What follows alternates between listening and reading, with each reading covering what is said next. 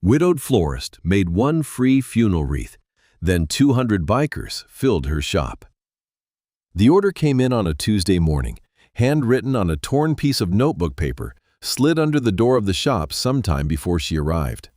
She found it when she unlocked at 7:15, bent down and picked it up off the mat, unfolded it standing in the doorway with the morning still gray around her.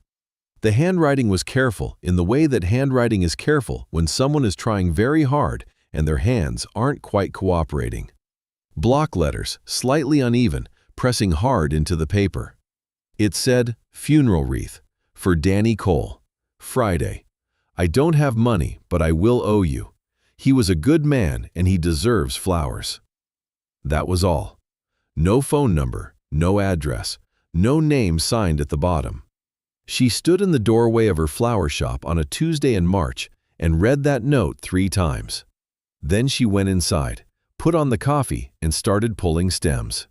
She didn't know Danny Cole. She didn't know who had written the note. She didn't know anything about the situation except what the paper told her. A good man had died. Someone who loved him had no money, and Friday was 3 days away. She made the wreath. She made it the way she made everything, carefully, with attention, with the particular quality of focus she brought to the work that her late husband Thomas had always said made her flowers different from other flowers. He said, "Ruth, you make them like you're talking to the person they're going to. Like you're introducing yourself." He said that. Thomas, who had been gone for 6 years, who had left her the shop and the mortgage on the shop, and the knowledge of flowers that she'd been building beside him for 31 years, and the empty side of the bed, and the habit of making coffee for 2 that she'd taken 3 years to fully break. She made the wreath for Danny Cole. White chrysanthemums, because she had them and because they were right. Deep blue iris, because Danny Cole deserved color. A spray of rosemary along the base, because rosemary was for remembrance, and had been since Shakespeare said so, and probably before. She wired it carefully, wrapped the base in dark green ribbon, and set it in the cooler with a card that said, "For Danny, with respect." She didn't think much about it after that. She had other orders to fill.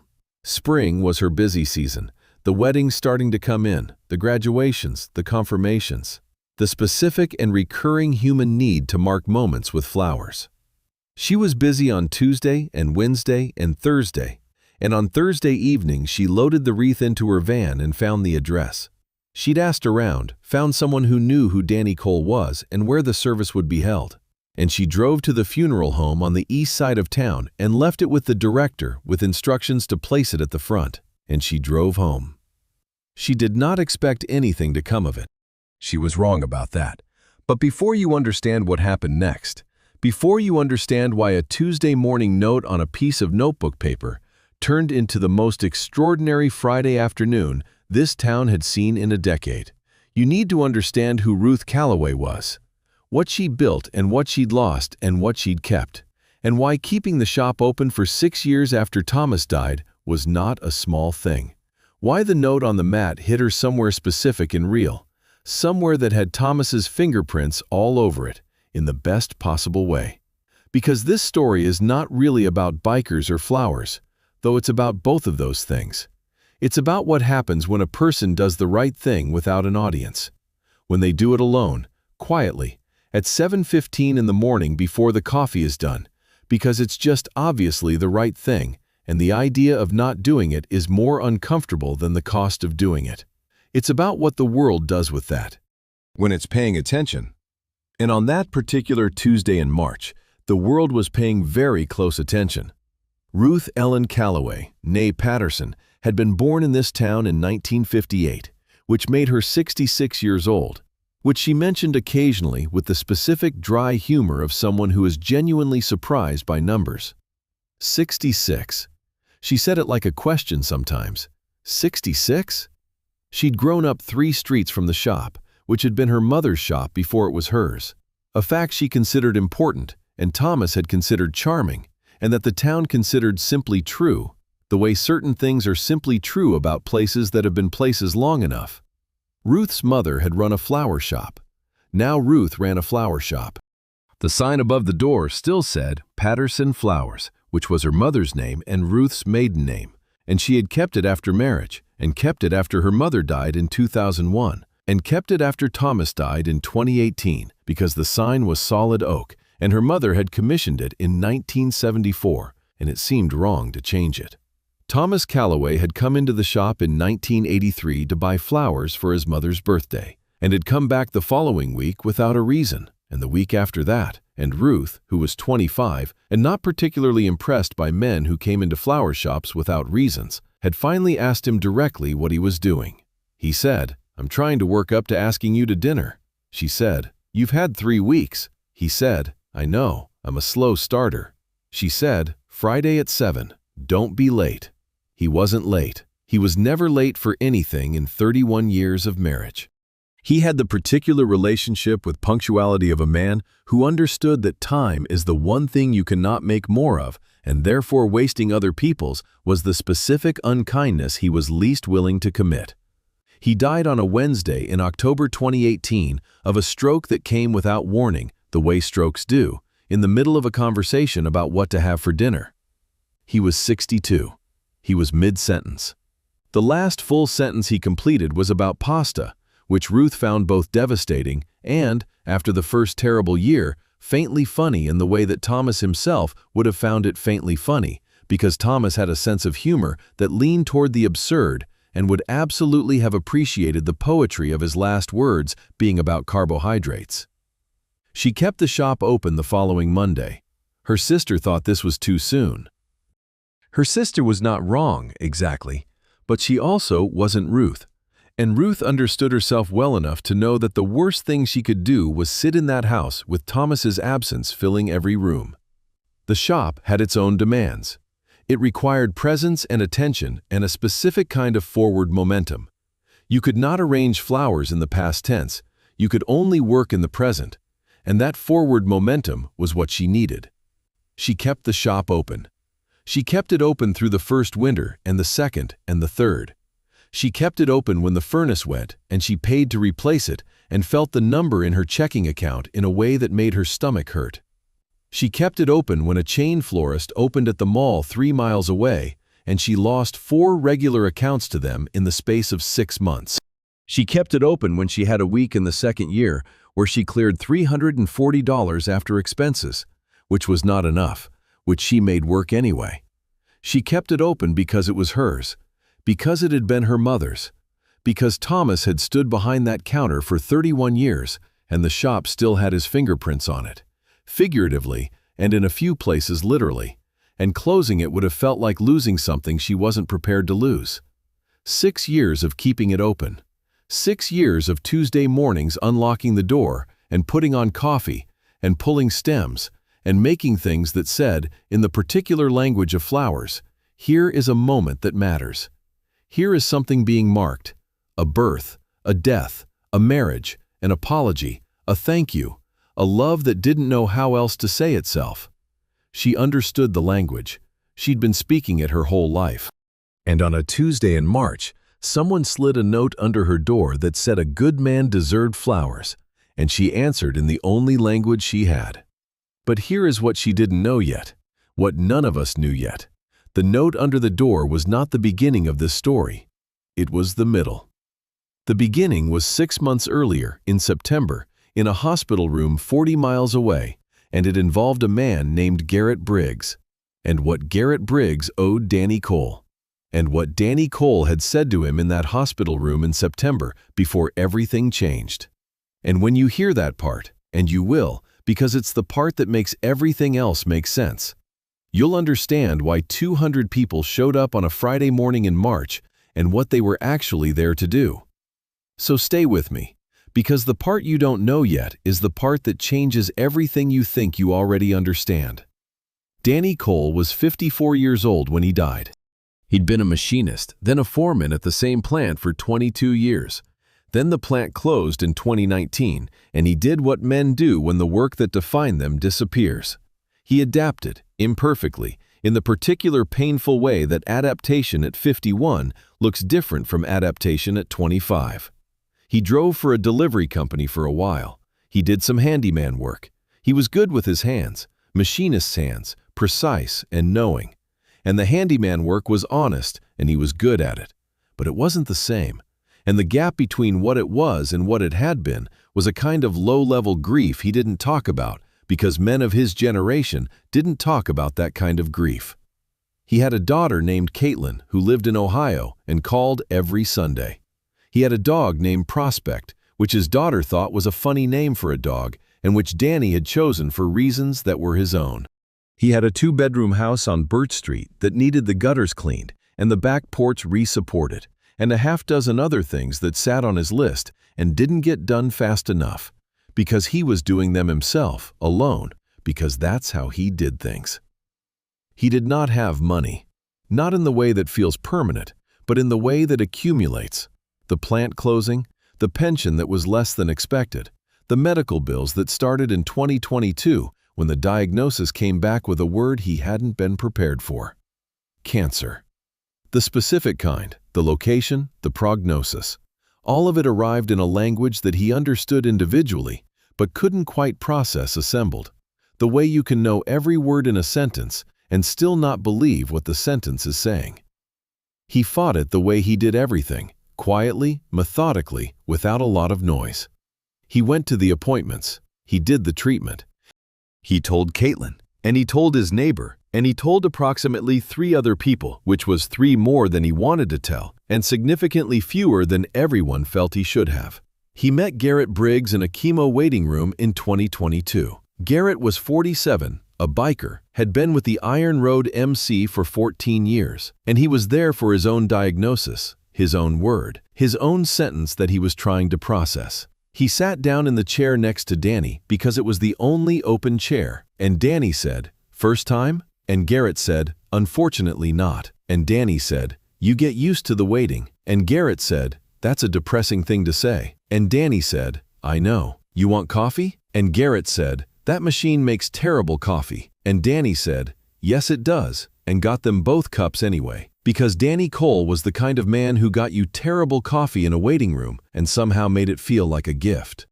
They sat together in that waiting room for 2 years. Not literally, but nearly. They were in treatment on the same schedule for long enough that the waiting room became, in some sense, theirs. The specific chairs they gravitated toward, the particular quality of the fluorescent light at 9 in the morning, the rhythm of the nurses and the other patients, and the long stretches of quiet that they filled sometimes with talking and sometimes with not talking. And both kinds were fine. Garrett was going to make it. His prognosis changed in late 2023, shifted in the direction you want prognoses to shift, and by the following spring, he was in remission, and his doctor used the word cautiously, and Garrett used it every chance he got. Danny Cole was not going to make it. This became clear in the fall. Not dramatically. There was no single moment of revelation, just a slow accumulation of appointments where the news did not improve, and then appointments where it actively worsened, and by October, Danny understood what the trajectory was. He told Garrett in the waiting room in November. They sat there for a long time without talking after that, which was fine because they'd gotten good at the not talking kind of sitting. Then Garrett said, "What do you need?" Danny said, "Nothing. I'm all right." Danny, "I've got the house sorted. Caitlin knows. I've got a plan." "That's not what I asked." Danny was quiet for a moment. "You know what I think about sometimes?" he said. "I think about the things people deserve that they don't get. The formal marking of a life, you know? The flowers at the funeral, the people in the pews. Some people get a lot of that, and some people get very little, and it doesn't have anything to do with who deserved it more." Garrett listened. "I don't want Caitlin to have to worry about the flowers," Danny said. "She's going to have enough to worry about, but I don't want there to be nothing. I don't want it to look like nobody noticed." He stopped. "It's a small thing," he said. "It's not a small thing," Garrett said. They sat there. Then Garrett said, "I'll handle it." Danny looked at him. "You don't have to." "I know I don't have to." Garrett looked at him straight. "Danny, you sat with me in this room for 2 years. You got me terrible coffee. You told me that joke about the plumber 3 separate times and laughed every time like it was new. You drove me home twice when I wasn't okay to drive, and you didn't make it weird. You didn't have to do any of that." He paused. "Let me handle the flowers." Danny Cole looked at his friend. "Okay," he said. He died in February, quietly, at home, with Caitlin there. The dog was on the bed. It was a Sunday morning, and the light coming through the window was the particular flat light of a February Sunday, and it was, by all accounts, as peaceful as these things can be. Garrett got the call on a Tuesday. He sat in his kitchen for a long time. Then he went to find a piece of notebook paper. He didn't have the address of a flower shop. He had the name of a street, a block he'd driven past, a sign he'd seen in a window. He walked until he found it. He wrote the note in his truck, parked outside, his handwriting going careful and slow because his hands weren't quite cooperating. He slid it under the door at 6:45 in the morning. Then he drove home. And he waited. Ruth found the note. You know that part. What you don't know is what happened between Tuesday morning and Friday, while the wreath sat in the cooler and Ruth filled other orders and the town went about its business. Because in those 3 days, something was moving through the Iron Road MC that had never moved through it quite like this before. Garrett told 3 people what he'd done. By Wednesday afternoon, it had reached 30. By Thursday morning, the chapter president, a man named Phil, who had the personal manner of a traffic cone and the organizational instincts of a field general, had called an all-hands for Thursday evening. Phil did not give speeches. He did not do rhetoric or inspiration or anything that resembled a TED Talk. He said things like, "Situation is, and here's what we're doing, and questions?" That was his style. Effective in the same way that a well-made tool is effective, because it does what it's designed to do without requiring you to admire it while it works. He told them about Danny. He told them about the note. He told them about the flower shop, the widow, the sign that still said her mother's name, the 6 years since her husband died, the fact that she'd made a wreath for a man she'd never met and charged nothing. Then he said, "The funeral is Friday at 10. The shop opens at 7:30. I want flowers bought. Real money, not pocket change. I want that woman to have a Friday that she remembers." He stopped. Questions? Nobody had questions. "Good," Phil said. "Tell your people, we go in at 8. What happened next is what happens when 200 people who move together decide to move together toward a thing. It's not organized exactly. It doesn't have a committee or a budget line or a project manager. It has Phil saying, "Tell your people," and 200 people with phones telling their people, and the specific gravity of a story that doesn't need explaining because the explaining is built into the story itself. By Thursday night, there were 217 people who knew about Ruth Calloway's flower shop and had agreed to be there at 8 on Friday morning. Ruth was home by then, asleep, the shop locked, the wreath for Danny Cole in the cooler where she'd checked it one more time before closing. She didn't know anything about Thursday evening. She didn't know about Phil or the all-hands or the 217 people with their phones. She woke up Friday at 6, made coffee, showered, drove to the shop. She unlocked at 7:22. She put on coffee. She started pulling stems for the day's orders. At 8 o'clock, she heard the first motorcycle. She thought it was traffic.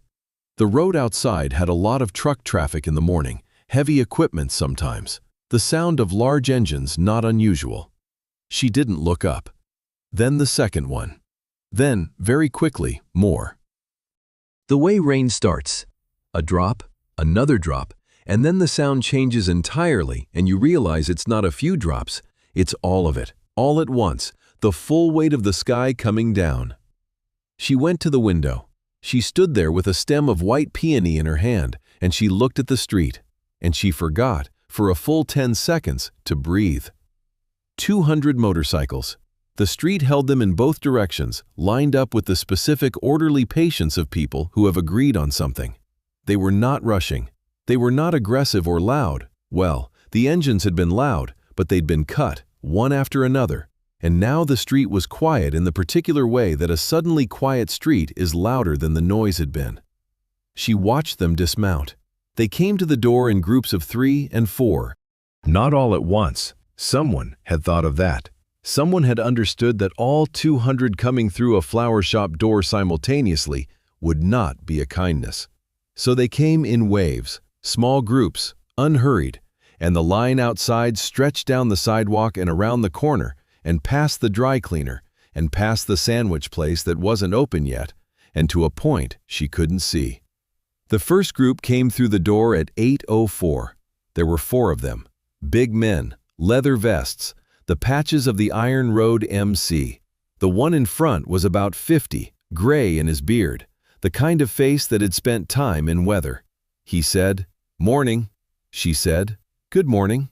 He looked around the shop, at the cooler cases with their arrangements, at the buckets of cut stems along the wall, at the work table where she'd been prepping the peonies, at the sign behind the counter that still said Patterson Flowers, and always would. "We'd like to buy some flowers," he said. "Of course," she said. "What are you looking for?" He looked at the man to his left, then back at her. "Everything you've got," he said. She didn't understand at first. That's important to say. It was not a scene from a movie where the meaning arrives fully formed and emotionally legible in real time. It was a Friday morning, and a woman who had been awake since 6 and was trying to run a business, and 4 large men in leather vests had come in and said, "Everything you've got," and she was trying to process what that meant in practical terms. "I have quite a lot of stock," she said carefully. "Is this for a specific occasion?" The man said, "It's for you." She looked at him. "There's a wreath," he said, "in your cooler. You made it for a man named Danny Cole. You didn't know him. You didn't charge anything." He paused. "We knew Danny, and we'd like to buy some flowers." The peony stem was still in her hand. She set it down on the work table. She looked at him for a long moment, and then she looked at the window, at the street, at the line of people she could see from where she stood. The chrome and the leather and the breath in the cold March air and all those people, quiet, patient, waiting. "How many of you are there?" she said. "Little over 200, he said. Ruth Calloway was 66 years old. She had been making flowers for 41 years. She had cried at other people's weddings and funerals and birth announcements more times than she could count, because she was a woman who felt things and had never found a good reason to pretend otherwise. She did not cry now. What she did was stranger and, in retrospect, more Ruth. She went to the cooler, opened it, stood looking at her stock, closed it again, turned around, and said, "I'm going to need some help." They helped. This is the part that people who heard the story secondhand always found hardest to picture. The part where 200 bikers spent a Friday morning in a flower shop. Because the image doesn't compute. The leather and the chrome and the patches next to the buckets of roses and the ribbon spools and the small refrigerated cases of arrangements marked ready for pickup. The image requires some assembly. But that's what happened. Phil came in around 8:30. He looked at the situation, Ruth at the work table, 3 of his people helping her sort and wrap stems, a line out the door and down the sidewalk, Garrett standing in the corner looking like a man who is trying very hard not to show what he's feeling. And he said, "What do you need?" Ruth looked at him. "I need," she said, "someone who knows how to move refrigerated product without crushing it." Phil turned around. Dex. A man materialized. Work table. Dex materialized at the work table. "I need," Ruth said, "the orders in the back to get pulled. There's a clipboard on the hook by the cooler." "Tony." Tony materialized. Clipboard located. "And," Ruth said, looking out the window at the street, "I need to figure out what to do with 200 people in a flower shop." Phil looked at her. Something crossed his face that might have been the beginning of a smile, suppressed immediately, because Phil did not do smiles during operational situations. "You're the expert," he said. Ruth picked up the peony stem she'd set down. "Tell them," she said, "what they want to buy." Phil raised an eyebrow. "Not the arrangements," she said. "I mean, let them choose. Individual stems, bouquets, whatever they see. Make it personal. Some of them, they're going to want to take flowers home. To someone. To their wife, their mother, a friend who's sick. Let them think about that and buy what that person would want. She looked at the cooler cases. Tell them Danny Cole would probably think that was the right way to do it. Phil was quiet for a moment. Then he went outside. She could hear him talking through the glass, not the words, just the tone. The same flat operational tone he used for everything. And then she watched the line change. The people in it went slightly different. You could see it from inside, the shift in posture, the heads turning and consulting, the conversation starting between people who were now thinking about someone specific, about a mother or a partner or a friend, about what those hands would reach for if they walked into a flower shop on a cold Friday morning. They came in with that, with those specific people in mind, and Ruth Calloway sold them flowers for those people. Garrett came to the work table around 9 o'clock. She'd been watching him since he came in. He'd been doing the thing that people who organize something do at the event, standing slightly apart, checking that everything was working, trying to stay useful without getting in the way.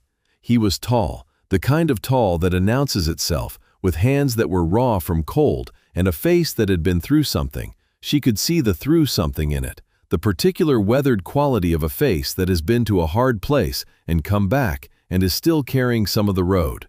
"You're Garrett," she said. It wasn't a question. She'd figured it out around 8:45. He looked surprised. "Yes, ma'am." "You wrote the note." He was quiet for a moment. "I wrote the note." She was wrapping a bouquet, tulips, yellow, for a woman named Maya whose husband had chosen them specifically because Maya had told him once that yellow tulips were the flower equivalent of a good morning. Ruth had helped him pick them, and he'd been proud of his choice, and she'd been glad.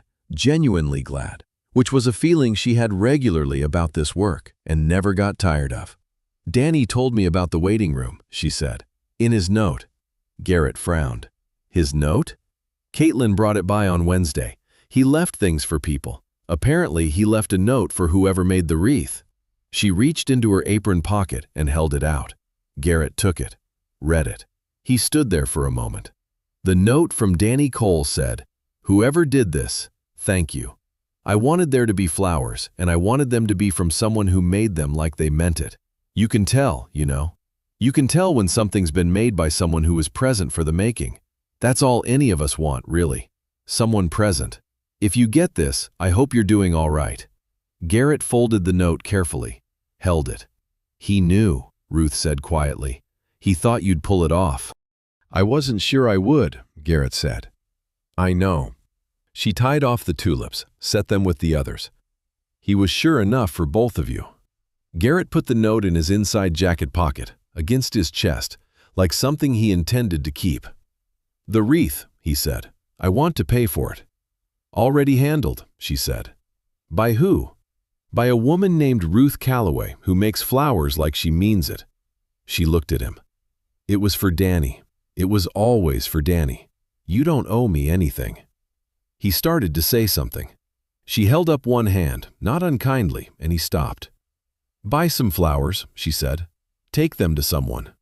He looked at the cooler cases. "My mother," he said, half to himself. She's always talking about gladiolus. I never remember to." Second cooler from the left, pink and white, just came in Wednesday. They'll last 2 weeks if she keeps them away from the fruit bowl. He looked at her. "Thomas," she said simply. "My husband. He knew everything about this stuff. 31 years of him talking at me, it all went in, eventually."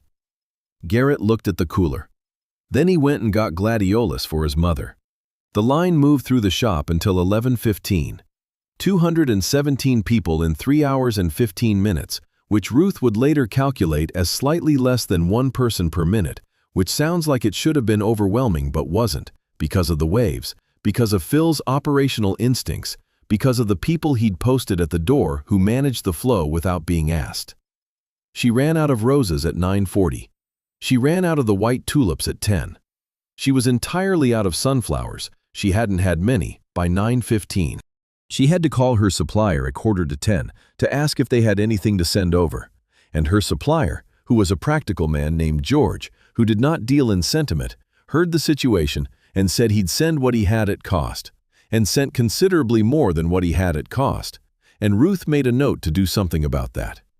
The cash register, which was an actual physical register because Ruth had decided in 2019 that she was 61 years old and too old to learn a new system, and had stuck with the decision despite her niece's protests, made a noise she hadn't heard it make in a very long time. The specific noise of continuous use. The drawer opening and closing. The bell sound that was technically a software chime, but that Ruth still thought of as a bell because it was more satisfying. By 11:15, she had sold more flowers in one morning than she typically sold in 2 weeks. By 11:15, the last of the 217 were through the door, and the street outside was quiet, and the shop was warm from all those bodies having been in it. She leaned against the work table.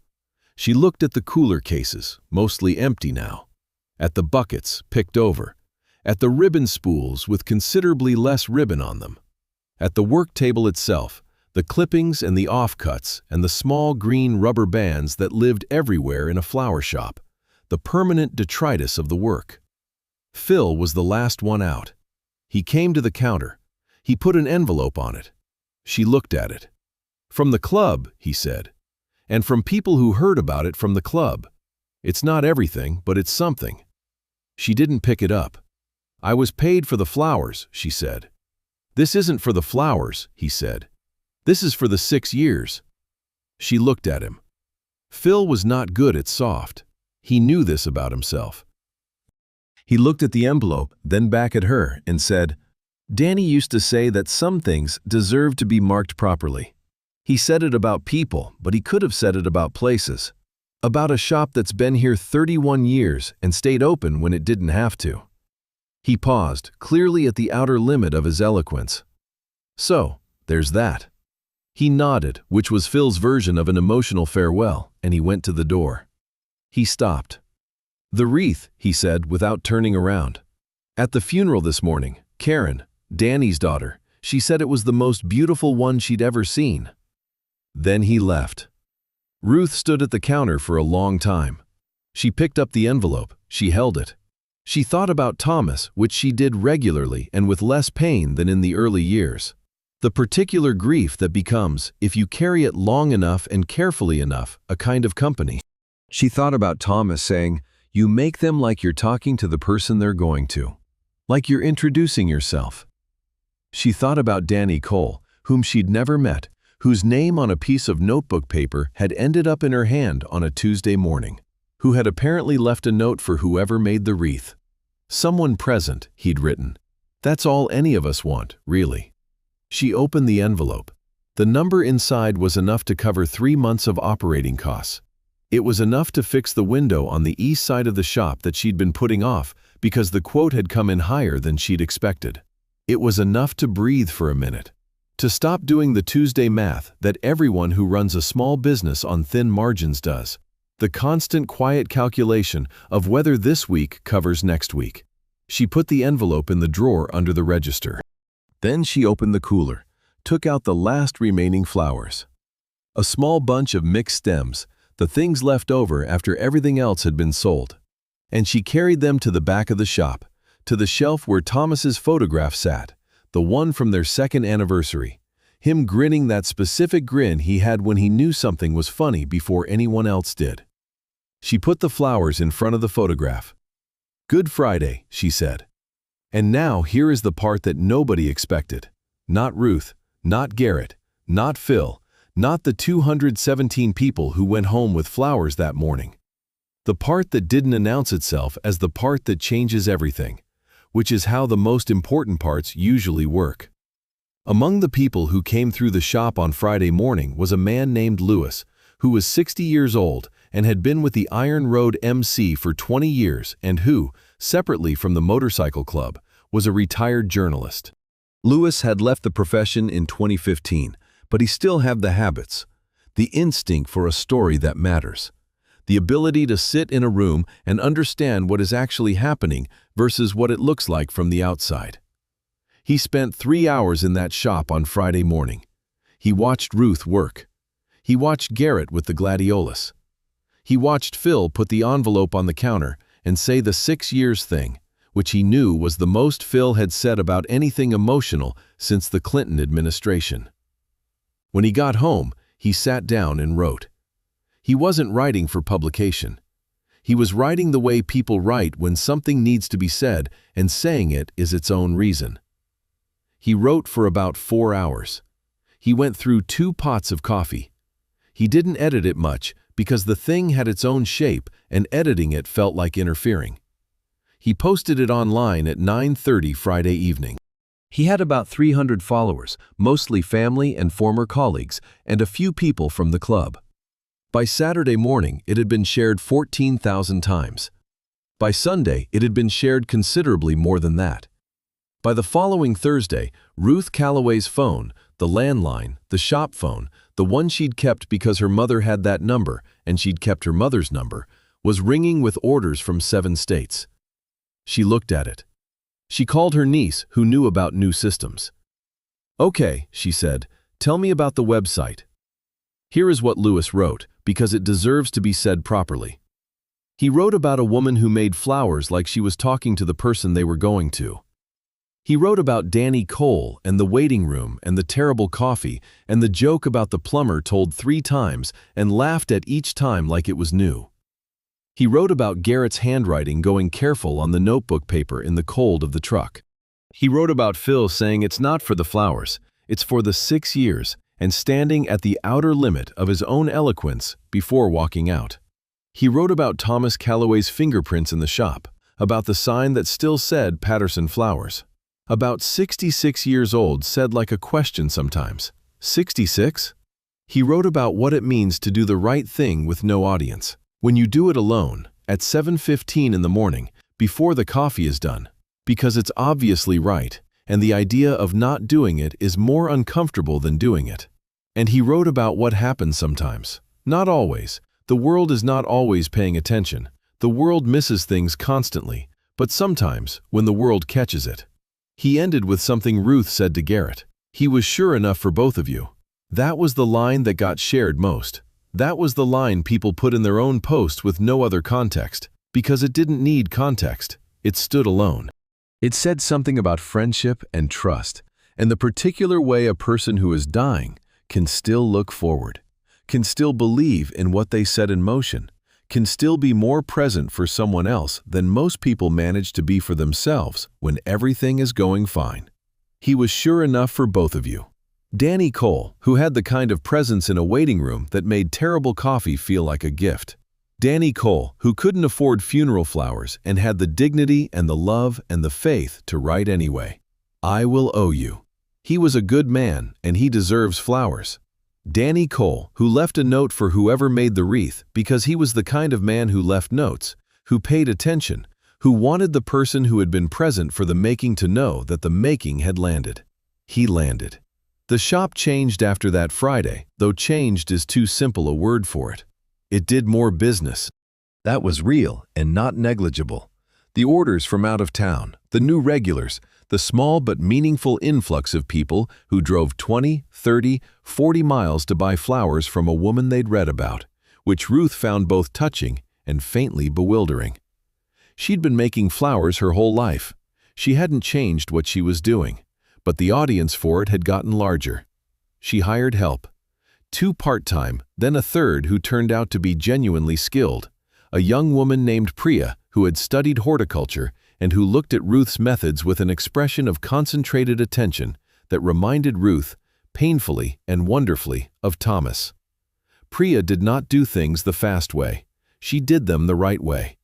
Ruth felt about this the way you feel about recognizing something of yourself in someone else, grateful and slightly embarrassed by how much it mattered. The window on the east side got fixed in April. The mortgage situation, which was a situation, had been a situation for about 18 months. The specific tightening that happens when a business is covering costs, but only just, eased. Not dramatically, not overnight, but eased in the way that a fist slowly unclenches, until one Tuesday morning Ruth did the math and realized that the math, for the first time in a while, was coming out fine. She sat with that for a moment. She thought about Tuesday mornings and notes under doors and the specific arithmetic of what one small act creates when the world happens to be watching. Garrett came back to the shop in April. He came alone, which was unusual. Ruth had come to think of Iron Road members as group phenomena. They moved in formation. They had the gravitational pull of people who have agreed to pull together. But Garrett came alone, on a Tuesday, before the rush. He bought gladiolas. His mother had apparently been so delighted by the first ones that she'd called him 3 times to mention it, which Garrett described as a record even for her. He stood at the counter. "I've been thinking about something," he said. "Okay," Ruth said. "Danny used to say—" He stopped. Tried again. "He used to say that the thing about grief is, it doesn't get smaller, you just get bigger around it. You grow the life out until the grief isn't taking up all the space anymore. It's still there, but there's more room." Ruth considered this. "Thomas," she said after a moment, "6 years. I've grown some room." "Does it work?" Garrett said. "The thing," he said. She looked around the shop, at the cooler cases, fuller than they'd been in years, at Priya in the back, doing something careful with wire and stems, at the sign above the door, Patterson Flowers, her mother's name always, at the photograph on the back shelf, Thomas grinning his grin. "Yes," she said, "it works." Garrett nodded. He paid for his gladiolas. He started to go. "Garrett," she said. He turned. "Tell me the joke, the one Danny told 3 times. He looked at her. Something crossed his face, grief and gratitude and the particular relief of being asked the right question. He told it. It was not, by any objective measure, a good joke. It relied on a wordplay that didn't quite land and a setup that went on slightly too long and a punchline that announced itself about 10 seconds before it arrived. But he told it the way Danny had told it, with total commitment, with the confidence of a man who knows the joke is funny before the other person does, and when he got to the end, he laughed. The same way Danny had laughed each time, apparently, like the punchline had surprised him despite everything. Ruth laughed too. It filled the shop for a moment, the laughter of 2 people who had lost people, laughing at a joke that wasn't really about a plumber at all. And then it faded, the way laughter does, gently, into the regular sounds of a flower shop on a Tuesday morning. He left. She went back to the peonies, the wreath. Ruth had made it on Tuesday and driven it to the funeral home on Thursday, and on Friday morning, while the shop was full of bikers and the register was making noises it hadn't made in years, the wreath was at the front of the funeral home, where she'd asked for it to be placed. Karen Cole saw it first. She'd flown in from Ohio on Thursday. She'd been managing logistics and arrangements and the specific, exhausting busyness of loss. The calls to make, the people to notify, the paperwork that doesn't stop for grief. And she'd walked into the funeral home Friday morning at 9:30, and she'd stopped when she saw the wreath. White chrysanthemums, deep blue iris, a spray of rosemary along the base, because rosemary is for remembrance. She hadn't ordered it. She'd had it in the back of her mind as something to figure out, one of the items on the list she was working through, and she hadn't gotten there yet. She stood in front of it for a long time. The director came over, explained what he knew. A woman from a flower shop had dropped it off Thursday evening with instructions to place it at the front. The card was still there. For Danny. With respect. Karen read it. She turned the card over. Blank. She stood there holding it. The service was at 10. People filed in. The flowers were what Karen noticed people noticing. The specific way eyes moved to the wreath and stayed there a moment. The particular quality of flowers that had been made by someone present for the making. After the service, she asked the funeral director for the name of the shop. She went on Wednesday. She walked in, and Ruth was at the work table, and she said, "I'm Danny Cole's daughter." Ruth set down the stem she was holding. "I know who you are," she said. "He mentioned you in his note." Karen looked at her. "He left you a note?" "He left a note for whoever made the wreath. Your father," Ruth paused, found the words. "He had the instinct of a man who wanted people to know they'd been seen, that their work had landed." She reached under the counter. The note was there. Garrett had given it back. Ruth had kept it because it seemed like the right thing to keep. "Garrett thought you should have this." Karen took it. She read it.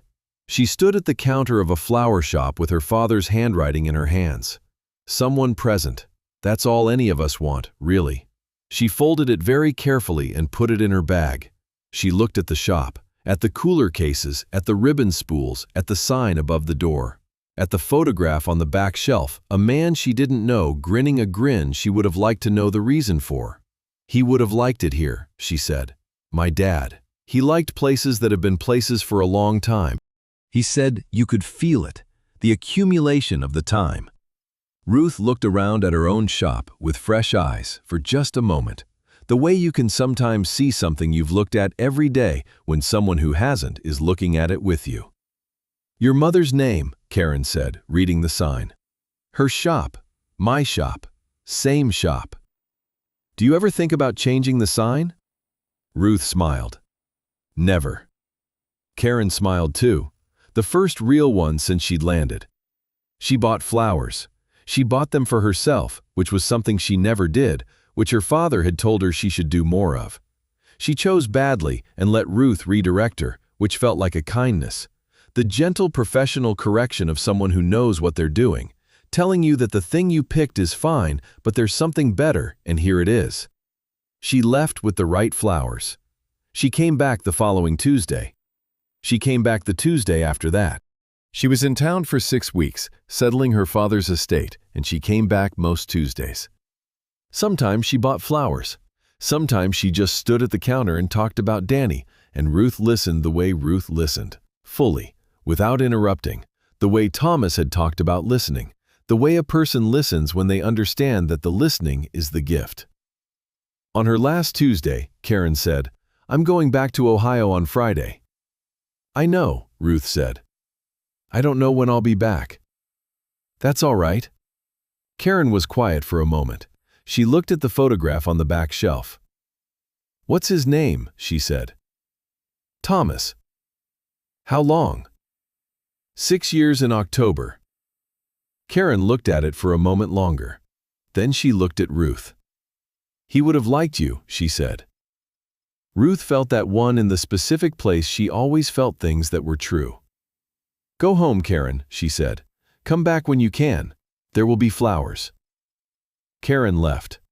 Ruth stood at the counter for a moment. Then she opened the cooler and took out a single stem, a white chrysanthemum, the same as the wreath, because it seemed right, and she put it in a small vase on the counter where people could see it when they walked in. She didn't put a price tag on it. She didn't put a card with it. It was just there. A flower in a vase on a counter in a shop that had been here for 41 years and intended to stay.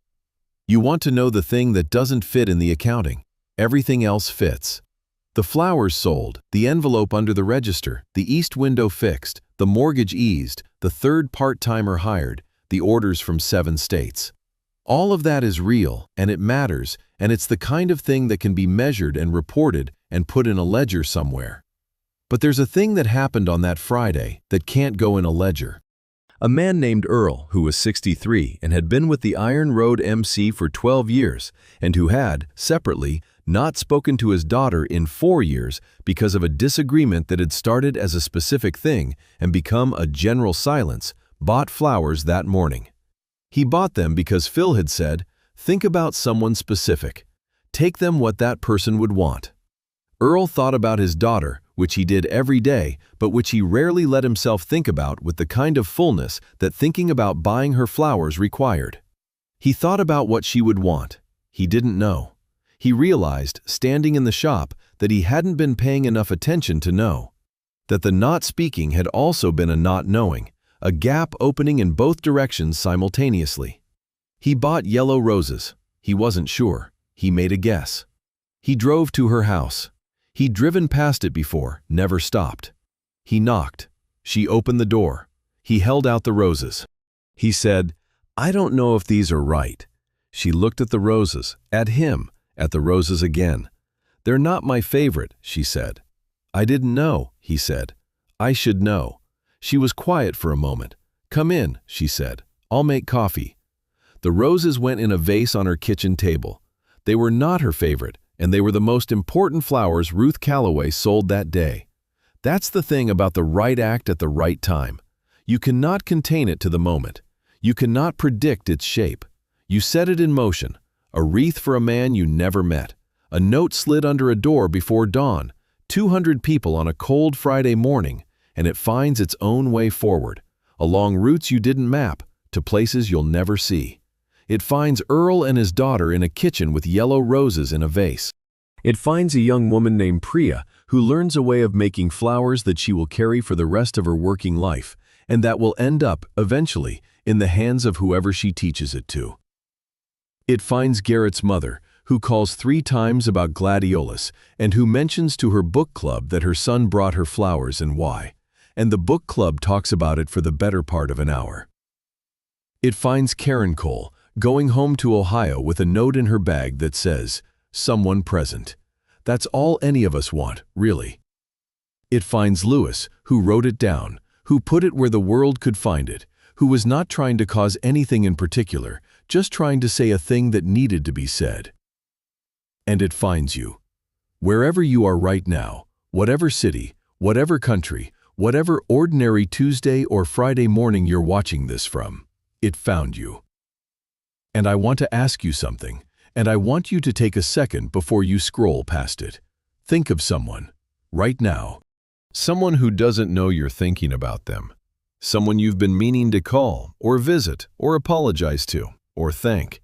Someone for whom the distance between you and them is made of time and inertia and the reasonable busyness of a life rather than any actual obstacle. Think of them, and then do the thing. The specific thing. The note slid under the door, the terrible coffee in the waiting room, the gladiolus for the mother who mentioned it once, the yellow roses you're not sure about. Do it now, or Friday, or Tuesday morning before the coffee is done. You don't need an audience. The world will notice on its own. Ruth Calloway opens the shop at 7:22 most mornings. She puts on coffee, Thomas's recipe, which she pretended for years was worse than it actually was and has now fully claimed as her own.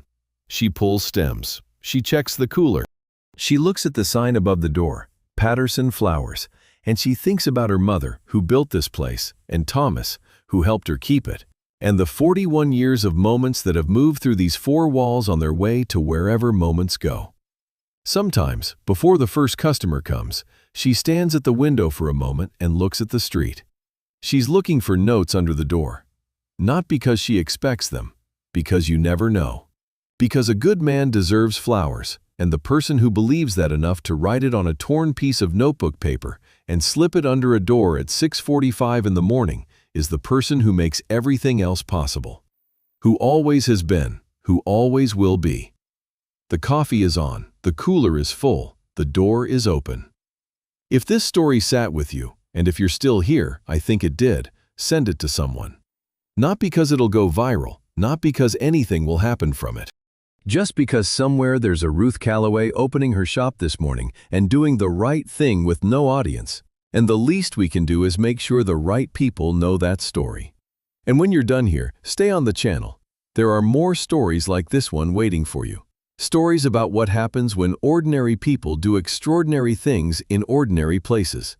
When the right act finds the right moment, when the world pays attention.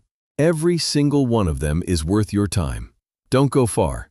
There is a thing about flower shops that people who have never worked in one don't know. It's not a slow business. It looks slow from the outside. A small storefront, a woman at a counter, buckets of color in the window. But inside it moves constantly. It runs on precision and timing. Because flowers have a clock, and the clock doesn't negotiate. A stem cut wrong loses hours. Arrangement left too warm loses a day. A delivery timed badly can turn something alive into something sad before it reaches the person it was made for. Ruth understood this the way she understood everything about the work. In her hands, in her body, in the specific knowledge that lives below language and runs on pattern recognition built over decades. Thomas had understood it differently. He was not by nature a precise man. He was a careful man, which is different. Careful means you understand the importance of precision and compensate thoughtfully for your own imprecision, which Thomas did, beautifully, for 31 years. He would ask, "Does this look right?" And she would say, "The iris is too high." And he would lower it and ask again, and she would say, "Now it looks right." And he would believe her because he'd learned early that she knew things about flowers that he would never know. And there was no shame in that, only the plain good sense of deferring to expertise. She thought about this in the hours after Friday. In the quiet of the closed shop, in the particular quality of a space that has been full of people and then is not, the hum of the cooler and the smell of water and green stems and the specific warmth that lingers after a crowd. She thought about what Thomas would have said.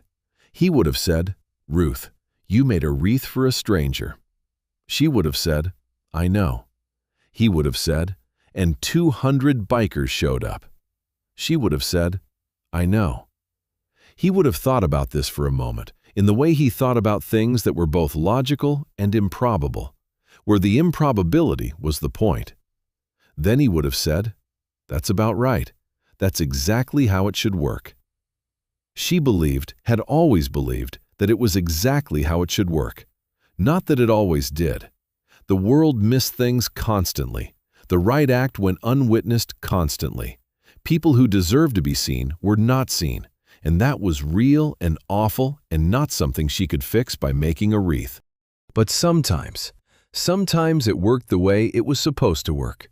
And when it did, you felt it.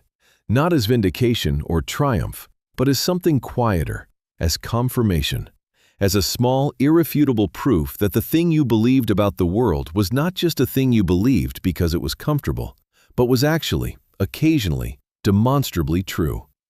She sat at the work table after close. She had a cup of coffee, cold by now, because she'd made it at 4 and it was past 7, and she'd been at the work table thinking instead of drinking. Thomas's recipe going cold on the table, which was its own kind of metaphor that she was choosing not to engage with. She looked at the cooler cases, still mostly empty after the morning. She thought, "I'm going to need to order more." She thought, "That's a good problem to have." She thought, 66 years old, and a good problem to have. She almost smiled at the number the way she always did. 66. Then she drank her cold coffee, turned off the lights, locked the door, and went home. She called her niece from the car. "About that website," she said. Her niece made a noise of vindicated excitement. "Tuesday," Ruth said. "Come Tuesday, bring the laptop." She hung up. She drove home through the dark, past the streets she'd driven her whole life, the particular geography of a person who has stayed in one place long enough that every corner has a memory attached to it. The corner where her mother had taught her to drive. The street where Thomas's mother had lived. The park where she and Thomas used to walk on Sunday evenings in the years before the knee made walking long distances complicated. She pulled into her driveway. She sat in the car for a moment. She thought about Danny Cole, whom she'd never met, who had known that the flowers would be made right, who had been sure enough for everyone, who had written, "If you get this, I hope you're doing all right." She was doing all right. She was doing more than all right. She was doing the specific thing she'd been built to do, in the specific place she'd been built to do it, in the shop that was her mother's and Thomas's and hers, for 41 years and counting, with a third part-timer and a fixed east window and a website coming Tuesday, and the cash register making noises she hadn't heard it make in years. She was doing all right. She got out of the car. She went inside. She made coffee, Thomas's recipe, no apology, and she sat at the kitchen table, and she did not read or watch anything or look at her phone. She just sat with the coffee and the quiet house and the particular company that people who are grieving and healing carry with them everywhere. The presence of the absent, which is its own kind of presence, and which she had learned to receive as a gift rather than a wound. Thomas was there, the way he was always there. Not supernatural, not literal, just the accumulated weight of 31 years of shared life, which does not disappear when the person does, which lives in the rooms and the habits and the recipe for coffee and the way she still sometimes set 2 cups instead of 1 before catching herself. She drank her coffee. She thought about Friday, about 200 motorcycles in the morning light, about Garrett holding the gladiolus with the specific careful grip of a man choosing something for his mother. About Phil at his outer limit of eloquence, saying, "It's for the 6 years." About Priya, who would be back Monday doing things the right way. About a note on a piece of notebook paper. "I will owe you." He was a good man, and he deserves flowers. About the answer she'd given without thinking about it. She'd pulled stems. She thought, that's what you do. When someone needs flowers and you can make flowers, you make flowers. That's the whole equation.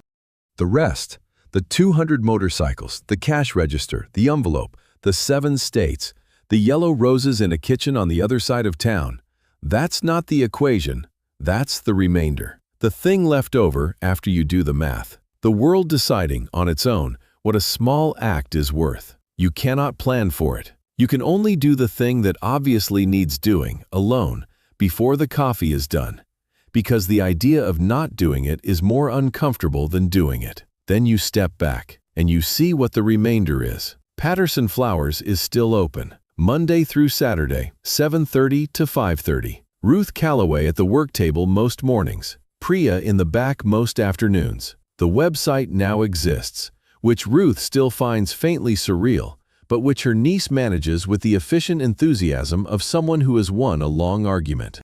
There are 4 part-timers now, which means that on the busiest days, the week before Valentine's Day, the week before Mother's Day, the 3 weeks before graduation season, the shop is genuinely full in a way it hasn't been since the years when Thomas was still there to say, "It looks right." The sign above the door still says Patterson Flowers. It always will. Garrett comes in occasionally, not on any schedule, when Route 9 takes him past the turnoff, when something makes him think of gladiolus, when he's passing through on a Saturday and the shop light is on. He and Ruth have an understanding that doesn't require maintenance, the kind of relationship that picks up where it left off regardless of the gap, because it's built on something that doesn't erode. He told her once, in the winter, standing at the counter with his hands wrapped around a coffee she'd made him without asking. He'd have gotten a kick out of this. The whole thing. The wreath, the 200 people, the website. He paused. He'd have said he didn't do anything. "He wrote the note," Ruth said. "That's what I mean." He'd say, "I just wrote a note. What's the big deal?" Ruth considered this. "The note was the big deal," she said. Garrett looked at her. "It always is," she said. "The note, the phone call, the terrible coffee in the waiting room, the specific small thing that says, 'I see you, you exist, you deserve to be marked.'" She looked at the cooler cases, at 41 years of small specific things. That's always the whole thing. Everything else is the remainder. Garrett held his coffee. He thought about Danny Cole in a waiting room in 2022, saying, "You want coffee?" and going to get it before Garrett answered,